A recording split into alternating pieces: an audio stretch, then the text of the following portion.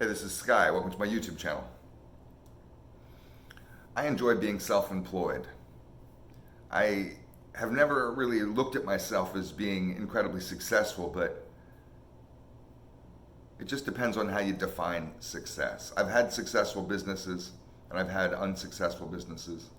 I've had businesses that were never big money makers that I looked at as a complete success, and I've had other businesses that were doing great lucratively, money wise, monetarily. And I never really had my heart in it, and I didn't really look back on it as a fond experience or something that I would do again.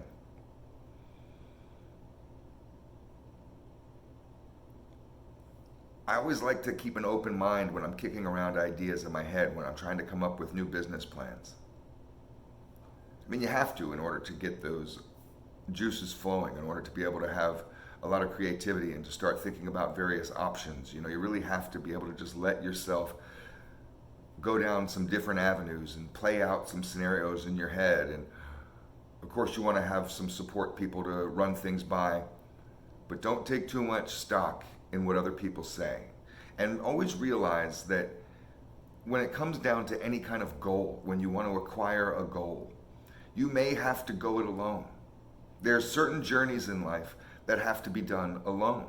There's some classic literature about the hero's journey, and it's not a group of people that go, it's one guy that goes to find himself. And I've realized this with starting businesses, because some of the ideas that I've had in the particular niches that I've come up with may not have been something that other people saw the vision of. They didn't see the end goal that I saw. So they didn't really get it. And they weren't really on board. No, I'm not going to lend you money for that. I would tell them about this plan or that plan, and they would just say, oh, well, good for you. I would have friends or family that just kind of had an apathetic attitude towards some of the stuff that I've been into, and I've wanted them to be like all gung-ho about it. But when I don't get the response that I want, the support that I want, the validation that I want, do I give up and say, well, maybe that's not a good idea. Maybe she's right.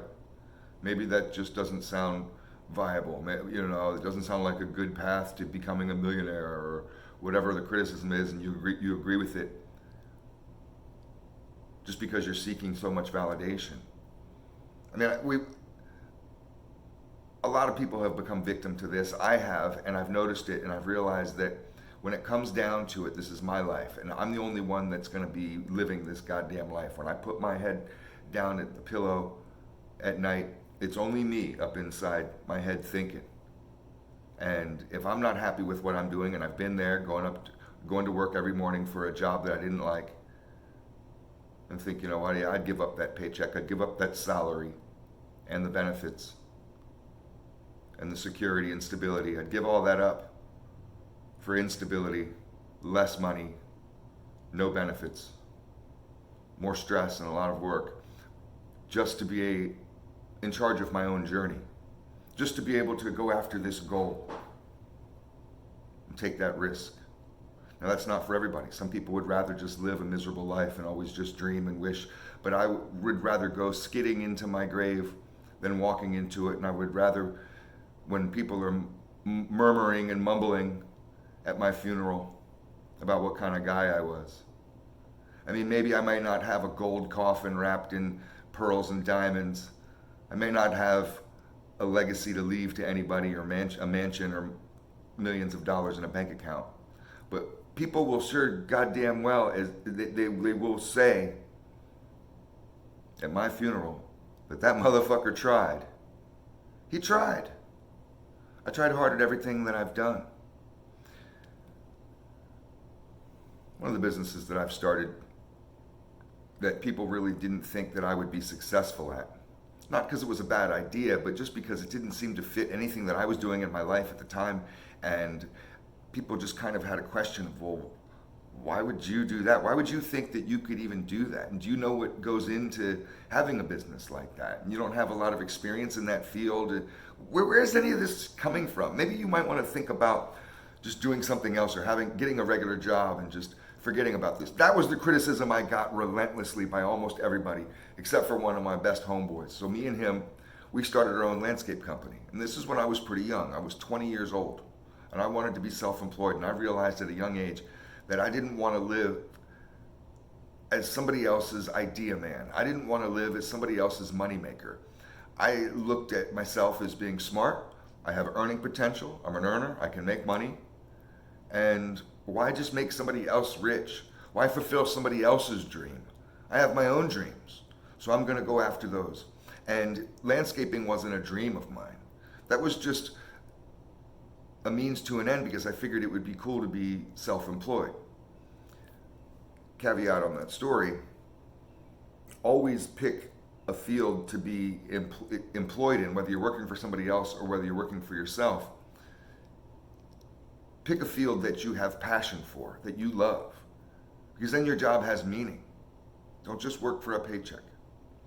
When I started the landscape company, I had no money, relatively little. I may have had $500. I had no experience. I didn't really know what it was like working for a landscape company. I didn't know how landscape companies were run. I knew that they mowed lawns and pruned bushes and stuff, planted trees and shit. So I just winged it. We didn't have a computer. There was no online. That didn't exist. The internet didn't exist. This was 1992, so there was no internet. People had home computers, and I don't even know what they did with them, write papers or something, do homework on it. There was nothing. Even computer video games kind of sucked. Every aspect of what you would need to start a business, I couldn't check that box. I didn't have money to start, to go and buy a bunch of mowers. You ever look out the window if you have landscapers at your apartment complex or where you live and see those big giant mowers they ride around? That's what you need to start a landscape company. I didn't have that. I didn't have any money for that. I wasn't going to go take a loan out. I didn't have credit. But none of that stuff stopped me. I went and bought a set of shears and a set of hand clippers and stole a plastic trash can from my neighbors when they put it out for trash day and they forgot to take it in the next day. So I went and took our trash can and their trash can and used their trash can for the landscape jobs, to haul away clippings and move stuff around and whatever. I got a couple rakes, and that was my operation. I went and we didn't have a computer, so I couldn't make flyers. I didn't know anybody with a computer. I lived in the ghetto. So there was no option to make a cool flyer. I had to write flyers out. We took some white paper, and my buddy had better handwriting than me, and he drew out a very pretty flyer. And we went down to Kinko's and had 1,000 of them Xeroxed off. And we walked around the neighborhood and by hand put each one of those flyers in people's car doors, at parking lots, people's houses, walk neighborhoods. We did that for 2 weeks, every single day for 2 weeks with these flyers. When we ran out, we would go get more. We would hit another side of town. We had a big map. This is before the internet, before cell phones, before Google Maps. We put a big fucking map up on the wall in our apartment, because we shared an apartment together, of the town that we lived in. This was out in California. And we would just put pins in it of places that we had hit with flyers. And we hit that whole goddamn town. We walked every fucking block. We put one on every goddamn door. Finally, a couple weeks later, must have been 2-3 weeks, we got one phone call. And somebody wanted us to come out and prune just one bush, but it was their prize bush. They loved the bush, and they had some story behind it. Some people have these bushes that they're given by their grandparents, and it's like 100-year-old rose bush, and some people are into that kind of shit. So this had some kind of story like that. Come out and prune my bush. We went out there, we had some shears, we had the trash can, we had a little vehicle, I had a van that I used to live out of. I took the bed out of the van, just gutted it so it was just an empty van, and we put the trash can in there and drove it over to this motherfucker's house, and prune the bush, and left him a little bill for $25. And he called me back thanking me for pruning the bush and said, but by the way, you pruned the wrong bush. In fact, you pruned the bush that I didn't want you to prune. I specifically said, do not prune this one bush and prune the other bush. And I even drew you a map, and you pruned the wrong bush. I completely fucked up my first job. Completely did, like I didn't pay attention. I completely fucked it up. But he said he's been self-employed, and he respects that we're two young guys that could be out there in the streets, but we're doing the right thing and trying to make some honest money. And he was like, why don't you come back out, prune the right goddamn bush this time, and I'm gonna put your nose in it and show you which bush is the fucking one I want you to prune, and stand there while you do it. But I'll have you come back out and I'll pay you for a second job. So this is how it started. Long story short, within 4 years, I stuck to it. I mean, I reinvested every penny that I got. I barely drew any salary. I did all kinds of other hustling in order to be able to feed myself, and the feeding that I did was limited. They're talking frozen burritos and hot dogs and shit like that. I mean, there was no steaks or healthy food going on in my house because I was on a mission, and my mission was to achieve this goal. And in order to achieve that goal, I knew that I was going to have to make some sacrifices, and that I knew that I was going to have to go through some struggle. I knew that I was going to have a do whatever it takes attitude, and that's what I did. Within 4 years, I had employees, I had 4 trucks running, I had major commercial accounts. And then I eventually, on the 5th year, sold the company to a husband and wife team, and this was in Santa Cruz, California. And I sold the whole operation, our customer accounts. I took them around for a week on all the customer accounts and introduced them to people and showed them how to do the jobs, trained them and their employees, sold them the equipment, sold them everything.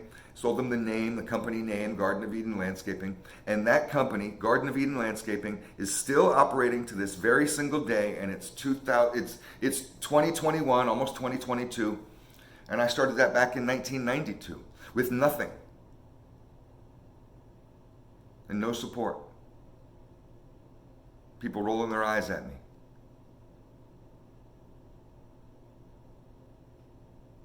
I could go on and on about businesses that I've started basically from nothing. The idea that I'm trying to portray, and I hopefully got the message, is that if you want to achieve a goal, you have to go after it, and you might have to do it alone. You have to be relentless in your drive, take sacrifices, and don't take no for an answer. The whole world might be against you, but so what? And when you die, you may not be successful, whatever that means in your mind. But when you die, instead of people saying, well, that guy always had dreams of doing this and dreams of doing that, you would have actually did it. Thanks for watching.